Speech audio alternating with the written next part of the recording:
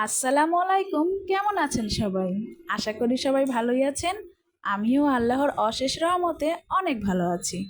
আজ আমি আপনাদের সাথে খুবই দারুণ একটি রান্নার রেসিপি শেয়ার করব।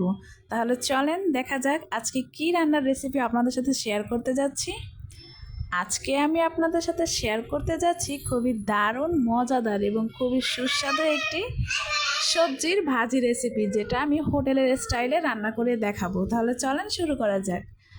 এখানে আমি নিয়ে নিয়েছি কয়েক ধরনের সবজি, যেটাকে আমি ছোট ছোট করে কেটে নিয়েছি। এখানে রয়েছে গাজর, আলু, মিষ্টি কুমড়া, লাউ, পেঁপে, আরও কয়েক ধরনের সবজি এখানে রয়েছে। আপনারা আপনাদের পছন্দ মতো সবজিগুলো ছোট ছোট করে কেটে নেবেন।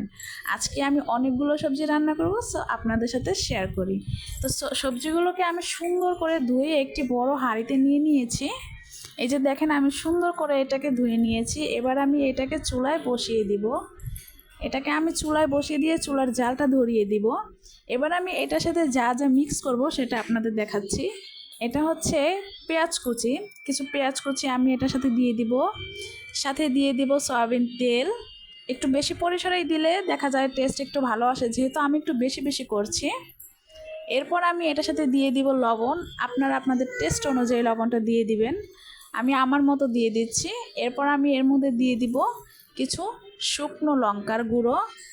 আর আমি এটার ঝাল একটু বেশি দিয়েছি, যাতে আপনারা একটু, বাঙালি তো একটু ঝাল খেতে পছন্দ করে, তাই। এরপর আমি এর মধ্যে দিয়ে দেবো একটু হলুদের গুঁড়ো। এটা আপনারা রং বুঝে দিয়ে দিবেন। ব্যাস, এই তো দিয়ে দিয়েছি আমি। এরপর আমি এর মধ্যে দিয়ে দিয়েছি আস্ত 5 ফোড়ন, যেটা আপনার গোটা 5 ফোড়ন বলে অনেকেই। দিয়ে দেব 4-5টা এলাচ। এরপর আমি এর মধ্যে দিয়ে দিব কয়েক টুকরো তেজপাতা। এরপর এর মধ্যে দিয়ে দিচ্ছি কয়েকটি দারুচিনি।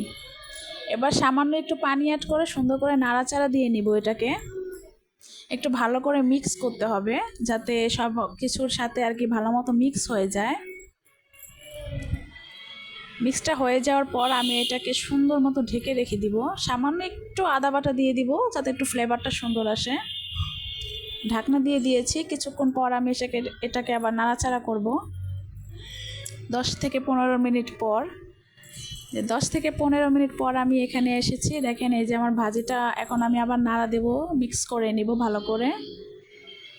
এটার যে এত সুন্দর একটা সুঘ্রাণ বের হয় যখন আপনি এটা রান্না করবেন, আপনি বুঝতে পারবেন।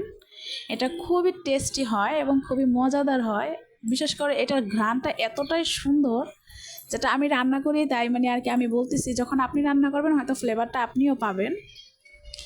এটাকে এখন আমি সুন্দর করে নাড়াচাড়া দিয়ে আবারও ঢেকে রাখবো। এভাবেই কয়েকবার নাড়াচাড়া করবেন, আবার ঢেকে দিবেন। করতে করতে দেখবেন একটা সময় আপনার ভাজিটা সুন্দর করে সেদ্ধ হয়ে যাবে। আর পানিটা আপনারা একটু বুঝে দিবেন, যাতে আপনার পানিটা একটু দেওয়ার পর যাতে পানি বেশিও না হয়, আর একটু ভাজিটা যাতে আঠা আঠা হয়। এই যে দেখেন, আমার ভাজিটা একটা সময় সেদ্ধ হয়ে এসেছে, তেল ভেসে উঠেছে, আঠা আঠা হয়ে গেছে, খুব সুন্দর একটা টেস্ট এসেছে। আপনারা লবণটা টেস্ট করে তারপর ভাজিটা একটু সামান্য জিরার গুঁড়ো দিয়ে নামিয়ে নেবেন।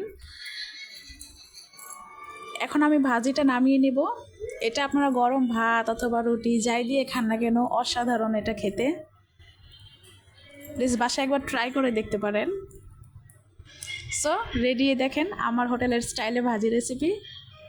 এটা খুবই দারুণ এবং খুবই মজাদার একটা ভাজি রেসিপি। সো সবাই ভালো থাকবেন, সবাই দোয়া রাখবেন এবং সবাই সবার প্রতি খেয়াল রাখবেন।